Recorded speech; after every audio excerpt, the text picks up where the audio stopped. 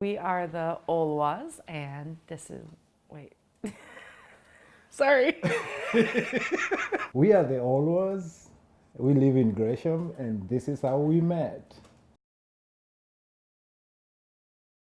Well, I was getting ready to go to Namibia to work with youth, and we did training on a college campus in Kenya.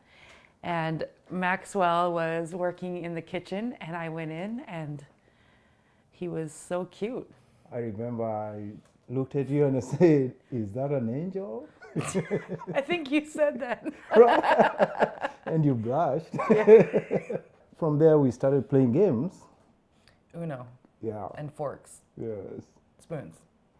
We played the game spoons, but we hid forks around the room that we were in. So instead of just grabbing the spoon off the table, you had to run and grab the fork. And I think we only played a round or two because it got a little intense. We played Skippo for a whole year of our marriage, and he won every single time. Like, not even when the electricity would go out, we would have to figure out something to do. So we played Skippo, and he won every game. Every time. I remember you cried one day, and I felt bad for you. Not bad enough to let me win. No friends in games. So we met and we spent like 3 weeks together in Kenya, and then I moved to Namibia. I went to Kenya to visit over Christmas, which is when we had our first date after knowing each other for a year. But it was really fun. I was very excited. And I bought you flowers. Oh, that's right. Having lived in the US, I know how different it is. Dating is. Kenyans are not very affectionate in public, which was something we had to learn to work through. I really did try to impress him. I ate goat's tongue. Yeah, which tastes like a goat's tongue. When I came to US, I felt like all food tastes like cardboard. I mean, tasteless, especially beef.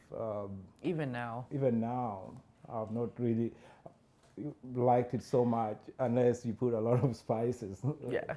I never ate seafood when I was in Kenya, but now seafood is my favorite. Well, but you eat fish in Kenya, but not Yes. like lobster, crab, clams, Yeah. shrimp, that kind of stuff. Yeah. When I came here, I thought I spoke English, but I didn't understand a lot of things. I mean, I couldn't get a lot of things because I felt like people spoke so fast. Yeah. And it was just... Mom asked him to weed the lawn, like use a weed eater, like to trim around the edge of the lawn. But she called it a weed eater, so he went and got all the weeds out. So he came outside and there are big holes all over the yard because he take him to each individual weed in the yard I was and so just proud that, destroy the entire all the front weeds yard. are gone. Who said I love you first? Oh, yeah. After like 2.5 weeks, it really freaked me out because then I was like, maybe he just wants a green card. In our language, there is no like or love. It is love. So We're gonna pull out the Kenyan in you. yeah. So when you say "I love you," when you know it's direct translation.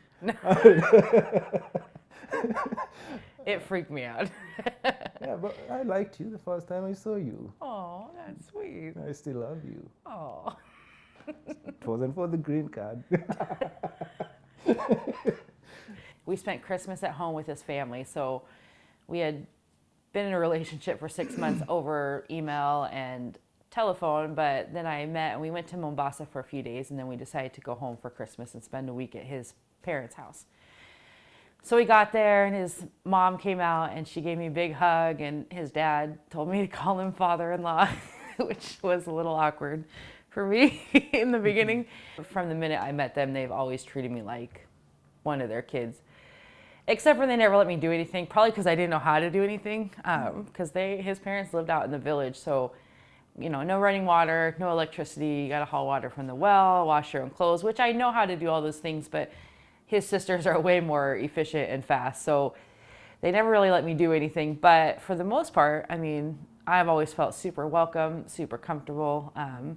Even after I moved there, I would be happy to go visit family by myself. Like, I didn't always feel like I had to have him with me. She didn't mind about living in that mud house, sleeping on the floor with my sisters, sharing the same net, mosquito net, Yeah. and enjoying the food, and I just felt Well, like not all of it. there was some connection between her and my family, and so I think that's when I knew that we were gonna spend the rest of our life together. Oh.